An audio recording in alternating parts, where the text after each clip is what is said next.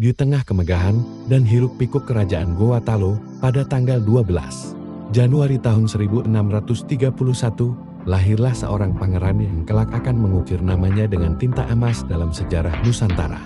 Dialah Ema Lombasi Muhammad Bakir Daeng Matawang Karangbontong Mangapé, putra kedua dari Sultan Malikusaid, Raja Goa ke-15. Kelahirannya disambut dengan sukacita yang meluap di seluruh penjuru istana Somba Opu.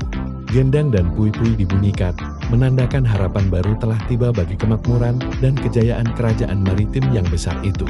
Sejak kecil, aura kepemimpinan sudah terpancar dari dirinya, sebuah pertanda bahwa ia ditakdirkan untuk hal-hal besar. Suasana istana yang megah menjadi saksi bisu dimulainya perjalanan hidup sang pangeran yang dijuluki Ayam Jantan dari Timur. Masa muda Hasanuddin tidak dihabiskan hanya dengan kemewahan istana.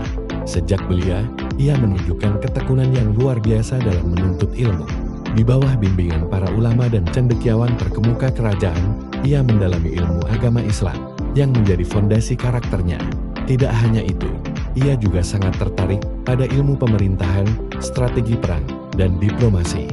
Setiap hari, ia menghabiskan waktu berjam-jam untuk berdiskusi dengan para penasihat senior kerajaan, menyerap pengetahuan dan pengalaman mereka. Di pelataran istana, tubuhnya ditempa dengan latihan bela diri dan ilmu pedang, mengasah ketangkasan fisiknya agar seimbang dengan ketajaman pikirannya. Ia tumbuh menjadi seorang pemuda yang cerdas, religius, dan tanggul, perpaduan sempurna antara seorang intelektual dan ksatria. Keberanian dan kecerdasan Hasanuddin muda tidak hanya tersimpan dalam ruang belajar dan medan latihan. Sebuah peristiwa penting menjadi ajang pembuktian kapasitasnya. Suatu ketika, terjadi perselisihan dagang yang rumit antara para saudagar lokal dengan pedagang asing di pelabuhan Makassar yang ramai. Ketegangan meningkat dan berpotensi memicu konflik yang lebih besar. Di saat para penasihat masih berdebat mencari solusi, Hasanuddin yang saat itu masih remaja maju dengan sebuah usulan yang brilian.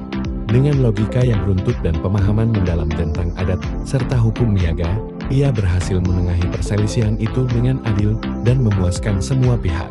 Menyaksikan putranya menyelesaikan masalah pelik dengan begitu bijaksana, Sultan Malikusaid menatapnya dengan tatapan penuh kebanggaan dan keyakinan akan masa depan kerajaan di tangan putranya.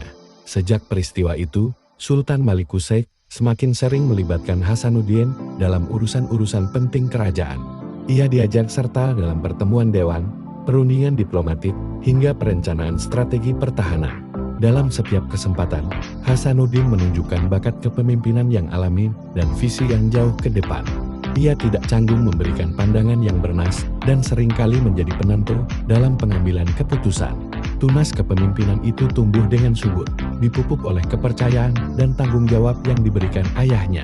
Pada suatu senja, dari atas benteng Somla Upu yang kokoh, Hasanuddin muda menatap lautan luas yang terhampar di hadapannya. Tatapannya tajam, memandang cakrawala yang tak bertapi, seolah melambangkan visinya yang besar untuk membawa kerajaan Goa menuju puncak kejayaan yang belum pernah terbayangkan sebelumnya. Sebuah takdir yang kelak akan ia penuhi sebagai Sultan Hasanuddin.